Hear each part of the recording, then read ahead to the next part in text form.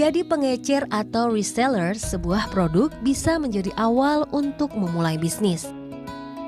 Seorang reseller bertugas memasarkan sebuah produk tanpa harus memusingkan sistem pembuatan produk yang rumit. Seperti Rivon Vivi, sudah 2 tahun ia serius menekuni bisnis menggunakan sistem reseller ini. Dengan modal awal 100 bungkus keripik singkong pedas, ia mampu meningkatkan penjualannya hingga mencapai 1.000 bungkus per minggunya. Wah, ini sangat menjanjikan untuk lahan bisnis juga ya. Pertama, menjanjikan untuk kita makan puas ya, kita menyukai kegemaran kita. Kedua, untuk bisnis juga mungkin ini menjanjikan sekali. Setiap produsen barang memiliki sistem reseller sendiri bagi para kliennya. Contohnya produsen keripik pedas ini yang menggunakan sistem beli putus. Artinya, setiap barang yang tidak habis terjual menjadi resiko sang reseller, serta ada minimal order bagi seorang reseller. Ya, kita optimis ya, yakin gitu penjualan kita hari ini akan habis gitu. Penjualan hari ini jauh lebih laris manis dibanding hari yang kemarin. Jadi semangat, yakin, dan tekun itu nomor 1. Kini Vivi sudah menjadi distributor keripik pedas untuk kawasan Bintaro dan sekitarnya. Dalam 1 hari, ibu 2 anak ini mampu menjual hingga 50 bungkus keripik. Dari kegigihannya merintis usahanya, ia pernah meraup untung sebesar 100 juta rupiah. Adisti Astarina, Lutfi Evan melaporkan untuk NET. Ya, tentunya banyak juga untung dan ruginya menjadi reseller. Suatu bisnis yang terlihatnya mudah, tapi ternyata pada saat kita melaksanakannya tidak mudah juga. Mudah karena mungkin kita tidak perlu menciptakan produk sendiri karena sudah ada produk sebelumnya yang di-create ataupun juga di-riset oleh mereka-mereka yang sudah lebih dulu dan kita tinggal menjual saja. Tapi juga ternyata mudahnya ya karena tadi dan juga sulitnya adalah mungkin sulit kita harus membuat promosi terus-menerus dan harus memiliki network yang cukup luas. Tapi kita akan membahas pagi hari ini lebih mendetail dengan Karisma, seorang perencana keuangan di mana kita akan bertanya langsung mengenai untung rugi tadinya tuh Karisma. Siap. Kalau menurut dari Karisma sendiri sebagai orang yang mengamati dunia bisnis, ini kan memang sedang marak. Bisa dilakukan oleh siapapun. Sebenarnya mana lebih menguntungkan? Menjadi produsen ya kah atau cukup menjadi reseller saja? Sebenarnya balik lagi kepada profilnya sendiri masing-masing orang ya gitu. Ada yang memang prefer dia sebagai produser produk. Ada juga yang memang berpikir saya nggak mau ribet nih jadi mau reseller aja gitu, dan itu memang pilihan sih sebenarnya.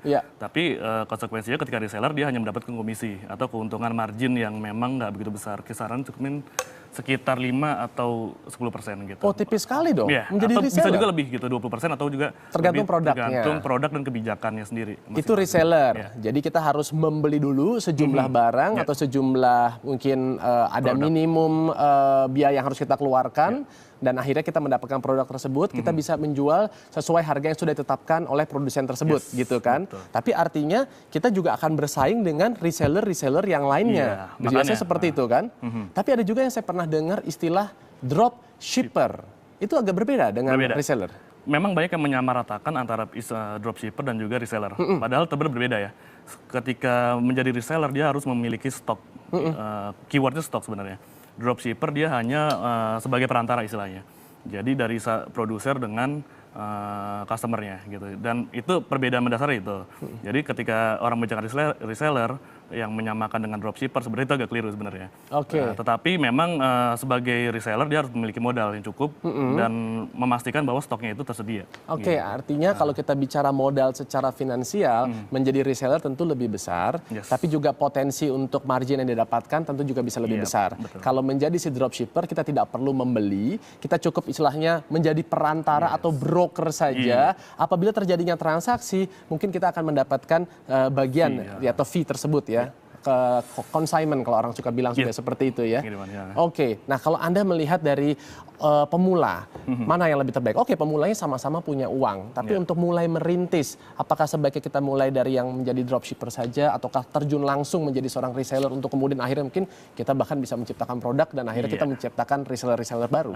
Jadi memang itu balik lagi kepada keberanian orang itu untuk memulai bisnis ya.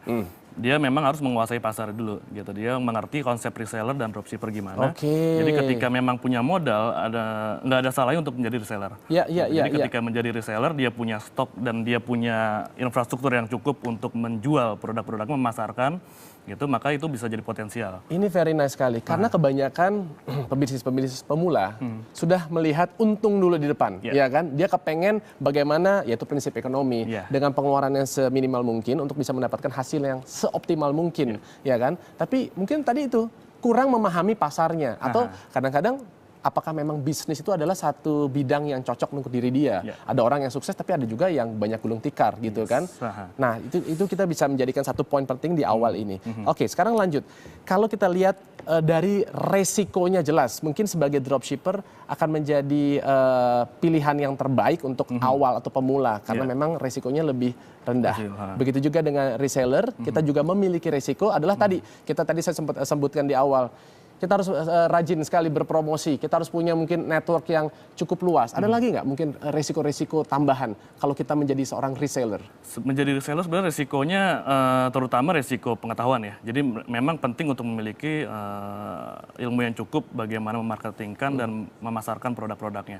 Gitu. Tapi juga selain itu kita juga harus tahu bahwa reseller itu bukan yang pertama loh gitu. Jadi ketika kita memasarkan produk yang mass produk, kita harus sadar bahwa memang ada pemain-pemain lama gitu. Pemain-pemain yang memang udah di bidangnya udah lebih handal gitu ya. Jadi kita memang harus tahu pasar gimana dan kita juga harus sadar bahwa memang produk itu disesuaikan dengan tren terkini. Jadi misal sekarang lagi tahun pemilu gitu ya, atau lagi tahun Piala Dunia misalnya, kita jadi memasarkan produk-produk yang memang pasti potensial untuk dijual di. Harus pandai juga nih untuk melihat situasi terkini seperti apa yang lagi diminati. Nah, mungkin Anda berminat untuk menjadi seorang reseller ataupun juga dropshipper, silakan menghubungi kami di 295461188 bagi Anda yang berada di Jabodetabek dan 021295461189 bagi Anda yang berada di luar Jabodetabek. Oke, sekarang kalau kita ingin menjadi seorang reseller, produk apa sih sebenarnya saat ini yang lagi marak atau cukup banyak peminatnya? Di tahun sekarang pasti ya kita ngomongin soal bola nih, banyak orang yang udah mulai. Bola, udah mulai kita nih, bola ya. Jadi udah mulai orang untuk bersiap-siap menjadi reseller kostum atau jersey bola gitu ya. Teman-teman juga banyak tuh ya di kantor dan sebagainya. Juga dia mikir bahwa memang ini saat yang tepat gitu. Dan kita kalau lihat kali mal-mal kan jersey-nya bukan lagi tim gitu, bukan lagi klub. Udah negara ya? Sekarang. Benar. Jadi memang Piala Dunia nanti Brazil. Trennya memang sekarang lagi di jersey bola dan juga memang pakaian-pakaian yang keseharian gitu ya, seperti jaket atau t-shirt yang memang orang bisa meminati setiap hari gitu ya. Tapi itu kayaknya kan lebih banyak laki-laki, sedangkan lebih banyak nih kaum hawan yang tertarik dengan bisnis-bisnis online atau menjadi reseller juga seperti ini. Kira-kira kalau untuk wanita atau perempuan Indonesia, apa sih produk-produk yang saat ini sedang digandrungi untuk menjadi bisnis digandrungi online? Relatif ya sebenarnya. Cuman yang masih jadi tren tentu sepatu, tas dan lain sebagainya yang berhubungan dengan keseharian wanita ya. Gitu. Tapi memang harus digarisbawahi bahwa wanita memang lebih cenderung menjadi bisnis reseller ini sebagai pemainnya gitu ya. Karena memang mungkin waktu yang lebih senggang apabila dia sebagai ibu rumah tangga, lebih mudah mengaturnya gitu ya, dan lebih mudah kontrolnya. Jadi suami mungkin sebagai pemodal, istri sebagai pemain yang menjadi pelaku resellernya. Tapi ada nggak tips dari Karisma gini? Kalau kita jualnya satu demi satu ketengan, kan sepertinya juga ya kurang menarik gitu. Gimana sih tipsnya untuk menjadi reseller tuh yang berhasil? Kita bisa misalnya mau menjual tuh langsung sekian item, sekian puluh item. Mungkin marginnya kita sedikit tapi bisa lebih masif gitu. Apa yang harus kita lakukan kira-kira? Menjual secara grosir ya gitu ya, jadi lebih banyak gitu. Tapi kita bukan produsennya nih. Memang kalau reseller itu cenderung lebih ke segmen yang personal ya, individual gitu. Tapi memang kita nggak bisa meremehkan individual ini, karena memang bisa jumlahnya lebih banyak malah daripada kita jual secara grup gitu. Bahkan orang ada yang berpikir bahwa kalau dia menjadi reseller dan reseller lagi gitu, jadi jual lebih banyak, itu lebih menguntungkan. Padahal juga relatif kan, karena orang-orang mungkin dengan menjual secara individu dari orang baik yang meminati, justru malah lebih banyak nanti kan. Baik, Gitu. sudah ada juga yang bergabung bersama kita di pagi hari ini, Aditya dari Blitar. Silakan Aditya. Iya, selamat pagi Mas Adrian. Selamat pagi, apa nih pertanyaannya?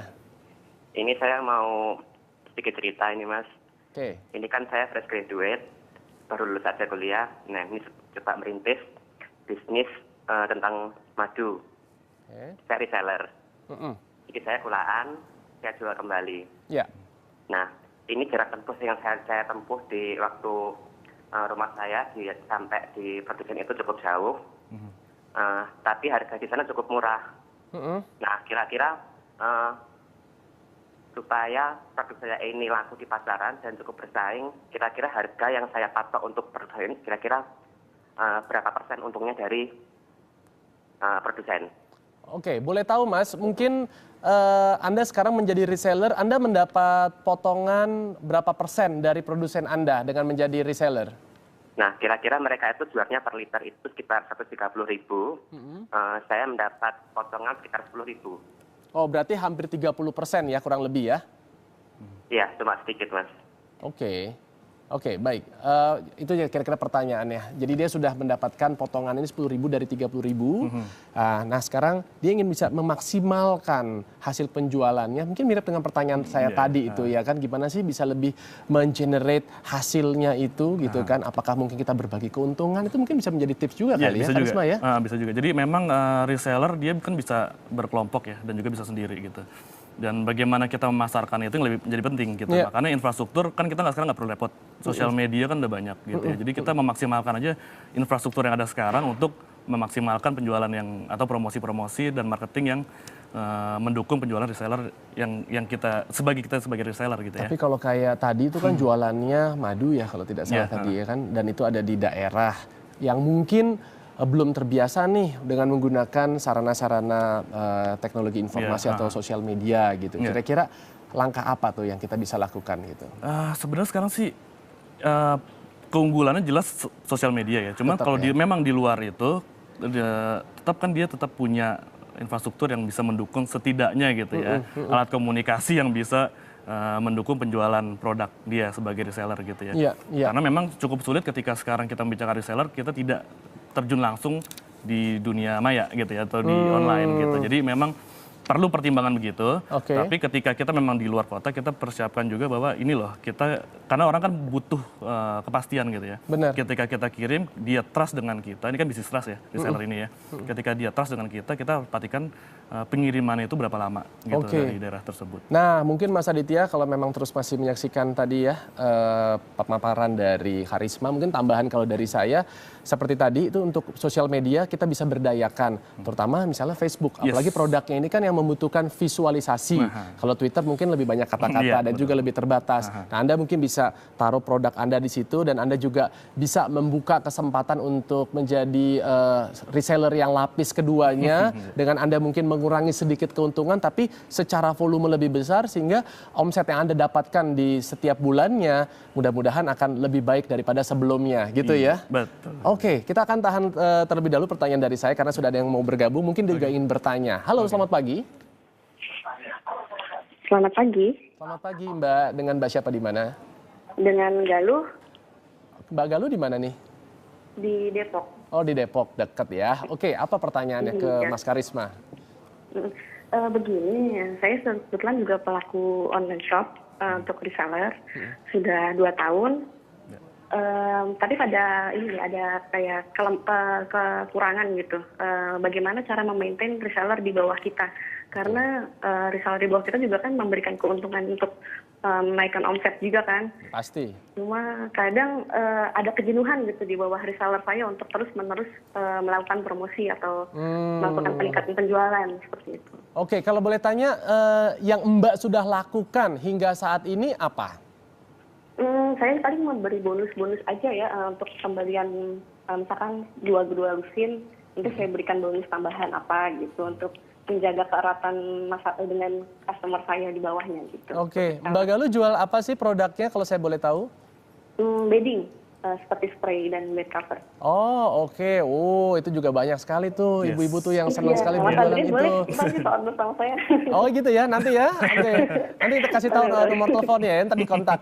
Oke, kira-kira gimana tuh pertanyaan dari Mbak Galuh Iya, untuk bisa memaksimalkan supaya reseller yang ada di bawahnya itu juga tetap giat untuk mempromosikan produk-produknya sehingga bisa menghasilkan tadi omset yang lebih besar. Ya, yang pasti harus jalin komunikasi dengan baik dengan para reseller di bawahnya. Gitu Komunikasi tuh yang pertama tuh Mbak Galuh. Nah, jadi memang karena reseller ini bisnisnya memang harus up to date dengan produk terbaru gitu. Iya. Jadi kita harus komunikasi dan product knowledge itu kan penting. Benar. Gitu. Jadi ketika orang membeli, kita harus memberitahukan bahwa ini loh produk yang kita jual gitu kepada reseller di bawah kita. Jadi nggak ada miskomunikasi antara yang reseller yang di atas dengan yang di bawahnya gitu. Oke. Sehingga saling menunjang sehingga nanti keuntungannya untuk kemajuan bersama gitu kan ujung-ujungnya gitu. Oke, selain komunikasi, memang kita tahu komunikasi Iya. yang terpenting. Ada hal-hal lainnya mungkin yang kita bisa optimalkan lagi gitu, Karisma? Ya, memang bisnis reseller kan bisnis komisi ya. Jadi memang kita bisa memberikan insentif tertentu ketika reseller di bawah kita bisa menjual sesuatu yang di luar ekspektasi kita. Ya, gitu. ya, Jadi ya. ketika kita mengharapkan penjualan sekian, dia menjual sekian, kita bisa memberikan insentif. Nice, jadi kita ada kasih Nah, reward tambahan reward, gitu. betul. Mungkin di luar dari produk tersebut Ya. atau mungkin juga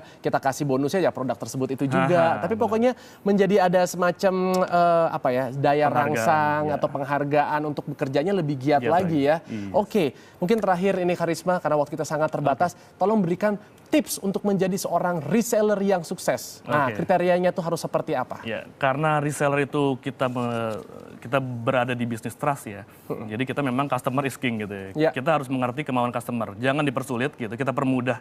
Jadi ketika customer ingin mentransfer, kalau bisa kita punya semua jenis bank gitu ya umum ya. Jadi Oke. orang ya nggak lebih prefer kan transfer sama bank kan gitu. Jadi kita memang mempermudah customer untuk membeli produk yang kita jual. Oke, kalau untuk karakternya dari seorang reseller, apa yang harus dimiliki gitu? Karena kan dia harus mencetak reseller-reseller lainnya. Ya, Apa tuh kira-kira yang harus dipunya? Karakternya jelas dia harus orang yang friendly ya gitu. Dia punya network yang baik gitu antar sama. Dia memang menjalin hubungan yang baik dengan orang lain sehingga nanti kedepannya orang juga punya trust tadi gitu dan kemudian bersedia membantu dia dan akhirnya kan sama-sama berbisnis bersama nih reseller ini gitu. Iya, Jadi iya, iya. Sama-sama memberikan keuntungan gitu, Iya. saling memberikan benefit jadi bisa menunjang satu sama lain. Nice, ini ternyata bisnis yang sangat bagus ya karena memberikan potensial memberikan kebermanfaatan bukan cuma untuk diri kita tapi juga untuk orang lain. Yes. Dan kita bisa terus saling memotivasi, jadi ada interaksi. Kan kalau dalam semua agama menyarankan untuk adanya silaturahim Siap. terus ya kan. Iya. Mudah-mudahan Betul dengan hal seperti ini nih juga bisa membuka wawasan Anda kembali untuk mencoba bisnis tidak melulu harus start from scratch atau start from zero. Ternyata dengan menjadi seorang reseller ataupun juga dropshipper, kita juga bisa sukses kok. Ditambah lagi kalau Anda mungkin yang masih bekerja atau menjadi ibu rumah tangga gitu, Anda tetap bisa menyambi melakukan itu dan Anda bisa menjadi seorang ibu rumah tangga sekaligus juga menjadi seorang reseller yang sukses. Terima kasih Karisma. Sama-sama, Nanti Mas kapan-kapan Adrian. kita ngobrol lagi Siap. ya.